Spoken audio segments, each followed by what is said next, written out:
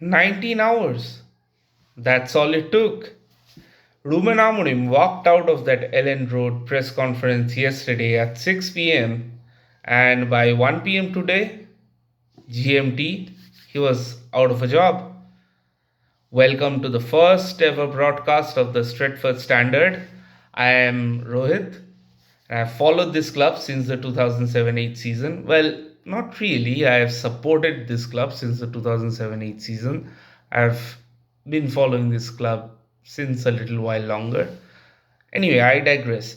And I remember at that time when the manager's word was law and the board existed to support the vision. That's what happened back then. Cut to present, and what we saw today was the opposite. We saw a head coach try to become a manager, and the Ineos machine chewed him up and spat him out. Well, Amorim is gone. Darren Fletcher is back. And the standard I remember from Moscow 2028. Meaning the timelines all messed up, but yeah, apologies. Anyway, those standards feel further away than ever, doesn't it?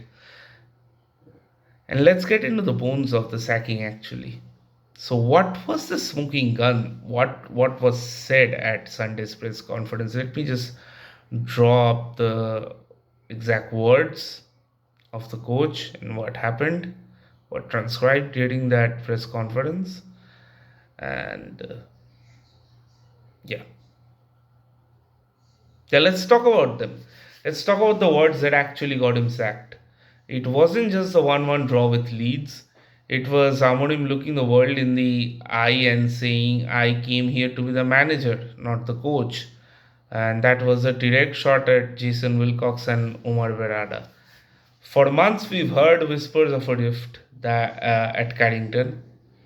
Amorim wanted his players, specialists for a 3-4-3, and the board gave him project players like Matthias Cunha and Benjamin Sheshko. Amorim spent 250 million pounds, and but it felt like he was shopping with someone else's credit card. Actually, he even took a swipe at Gary Neville, telling the board that if they can't handle the pundits' criticism, they need to change the club. You can't say that to Sir Jim Ratcliffe and expect to keep your keys. You can't say that and expect to keep your job. So the sacking was inevitable after that. He challenged the hierarchy and they reminded him exactly where he fits in the flowchart. Well, the brutal numbers. Some of you in the chat or in the comment section or whatever, if you're viewing this video, you might be thinking, was it too early? But let's look at the standard. Let's look at the numbers. Here I have the numbers. Let's look at win percentage, 36%. That is the worst rate of any permanent manager since World War II, barring Ralph Rangnick's interim stint. Besides that, yeah, that is pretty terrible. The goal crisis. 44 league goals all of last season. That's our lowest since 1974. The year we were 1974 fans remember, we were relegated that year. Yep. The standings, well, 6th place, 17 points off the top. Amorim brought a philosophy. That word, remember? Yeah, but we never saw the results. We saw 6 defenders starting at Ellen Road yesterday, day before yesterday, wherever you live in, depending on that. We saw a bench filled with under 21s because of an injury crisis that never seems to end. So is it the manager? Or is the Carrington Medical Department still stuck in 2008? What is going on? So Darren Fletcher takes the wheel for Burnley on Wednesday. Fletcher has been the technical director. He's been with the under 18s and he knows the DNA, of course. But look at the squad he has for Wednesday. Bruno Fernandes, Matthias de Ligt, Amad Diallo, they're all out. He has a squad that was trained for a 3-4-3, but the board wants a 4-3-3.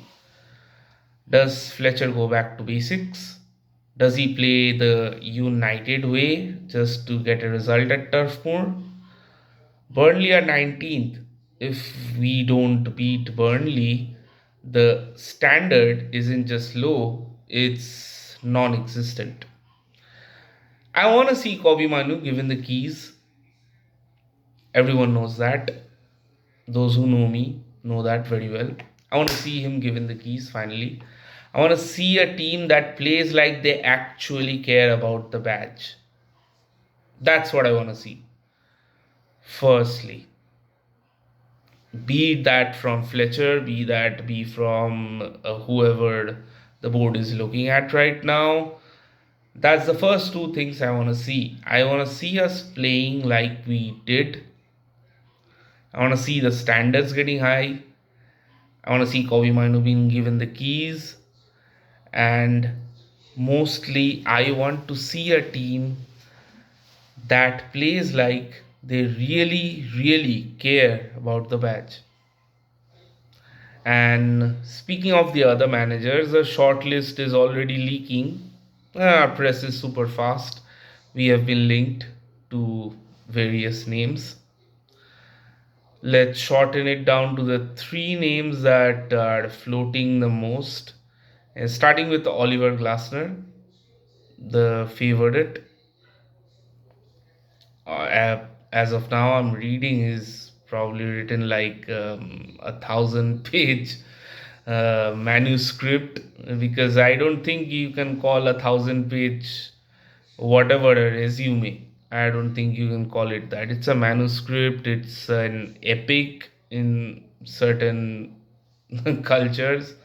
It's certainly not a resume, whatever it is. But he seems to be the front runner for the job, Glasner. That's the reports coming in. Uh, yeah, he seems to be the favorite for the bookies as well. That's the odds we have on him so far. He's won the FA Cup with Palace. He plays a similar three-back system to Amorim, so the transition is easy on paper. We've also got the other two names which I've been getting from the rumor mill. That's Xavi.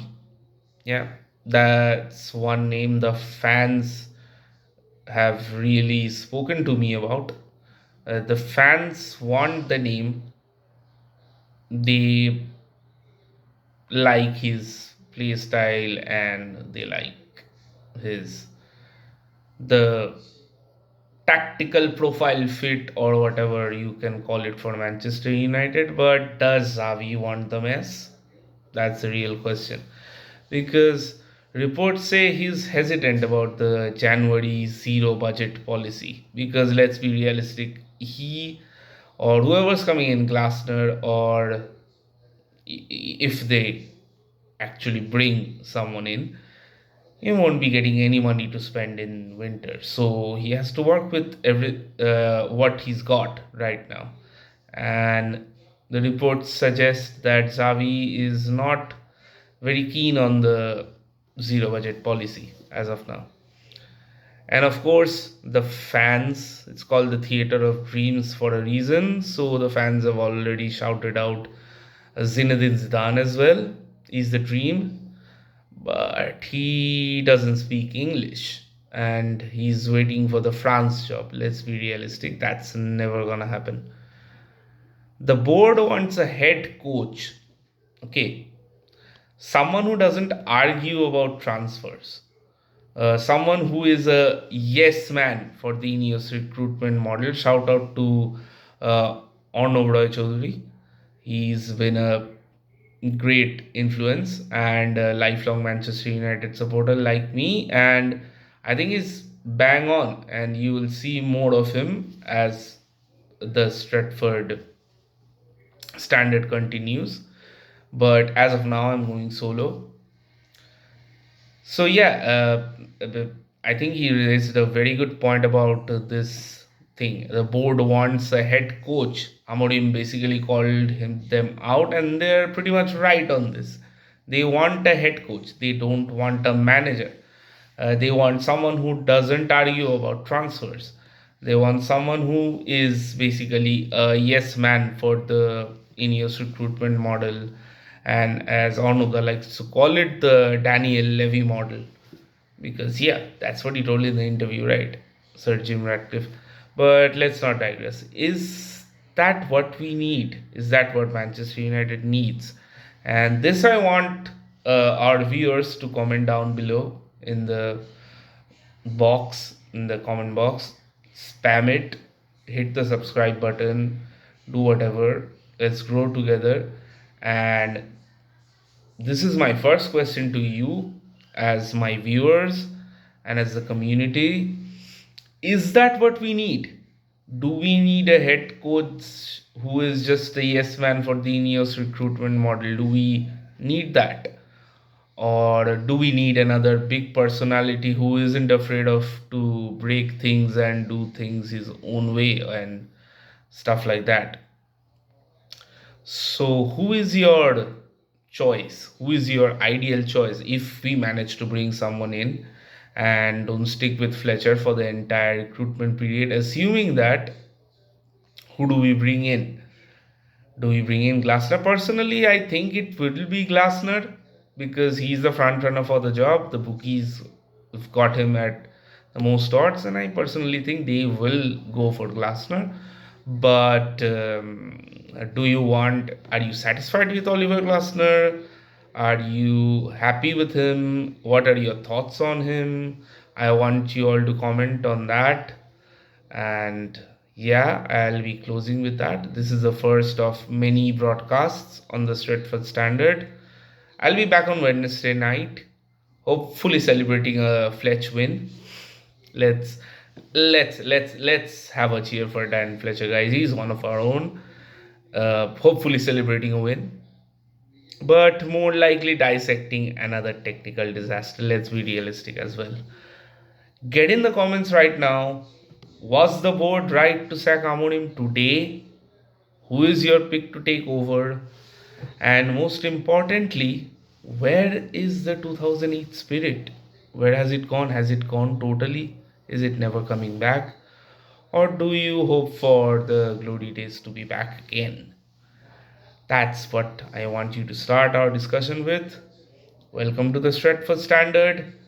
I'll be your host, and there will be many speakers. Many will have opposing views, opposing personalities. You'll get to meet a lot of quirky ones. And yeah, hit that subscribe button, join the community, and let's hold this club to the standard it deserves. This is me, Rohit, signing off. Glory, glory, Man United.